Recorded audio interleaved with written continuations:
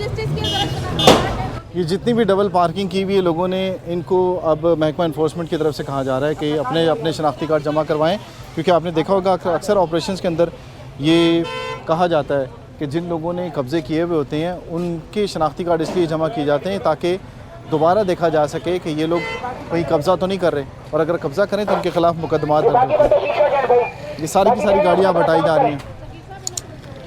ये पार्क जो है ये सारे का सारा अब यहाँ से गाड़ियाँ हटाई जा रही हैं और इनको कहा जा रहा है कि यहाँ से अपनी गाड़ियाँ हटा लें ताकि इस पार्क के जो आसपास का एरिया है वो सारा क्लियर किया जा सके।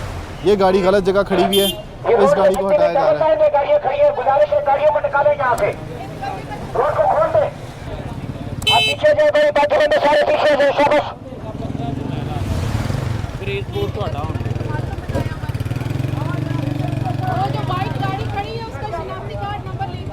जो गाड़ियाँ पार्क की हुई हैं और जो मोटरसाइकिल खड़े हुए हैं गलत, उन तमाम लोगों का अब डाटा इकट्ठा किया जाएगा और शनाख्ती कार्ड सबके लिए जा रहे हैं महकमा इन्फोर्समेंट की तरफ से।